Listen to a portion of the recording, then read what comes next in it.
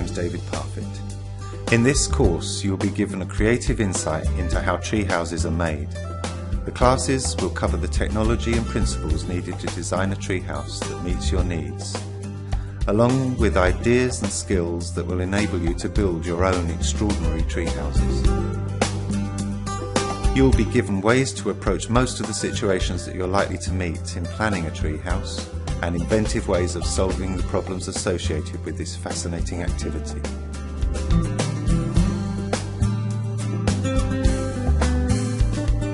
Tree houses are fantastic places. They're places for the imagination.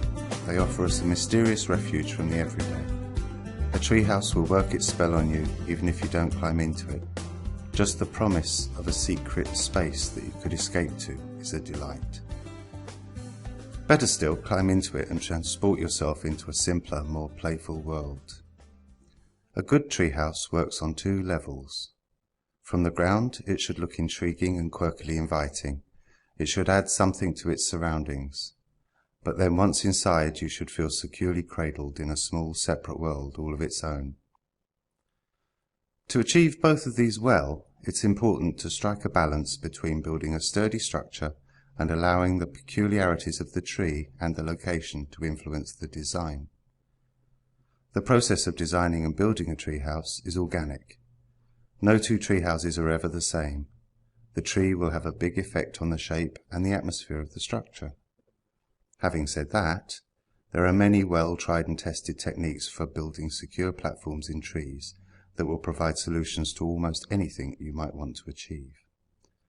During this course, I will give you all the information that you will need to make a basic treehouse, one that will be adaptable enough for your tree to make its own, and for you to elaborate on to make a glorious treehouse.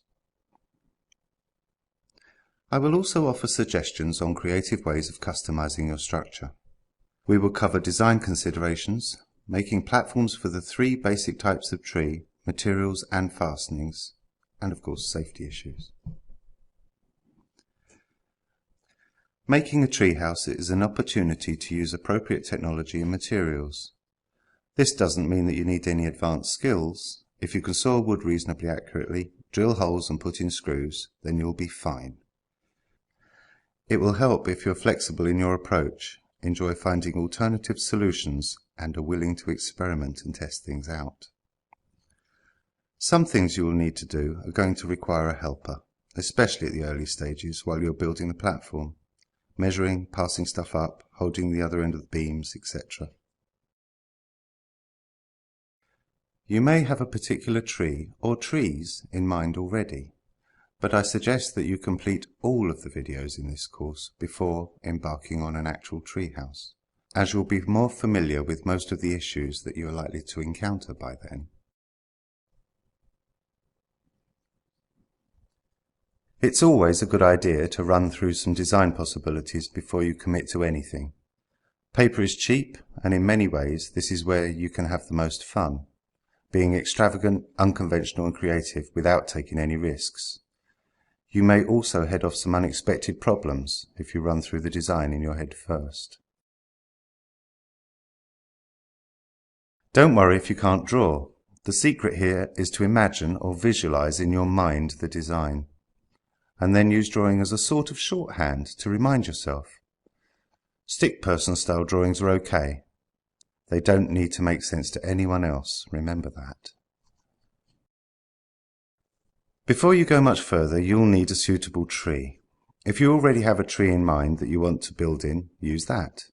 If not, pick any tree as an exercise and use it to develop some theoretical skills before you embark on the one. Even if you're just being theoretical, it's important that you base designs on a real tree, because your design will respond to its quirks. Trees that are good for tree houses fall into three main types. Single trunk trees that have no significant boughs other than the main vertical trunk. These can be thick or thin, although anything thinner than a telegraph pole can look very odd with a treehouse clinging to it. Trees that have forks in them, or more complex crowns of large boughs. This is the classic tree, just made for a treehouse. The more boughs the better. At its best, the treehouse is almost already there. Clusters of separate trees that can be bridged by a platform, including old coppice trees. Here the trees are used more like stilts. This is good for aerial walkways too. Each of these types of location have different considerations that I will deal with later, but for now it's enough to know that the tree you have in mind is one or other of these. A good look at your tree can tell you all you need to know about its suitability for a treehouse. Is it stable? Are its roots firmly anchored? Is it large enough to support the size of treehouse you have in mind?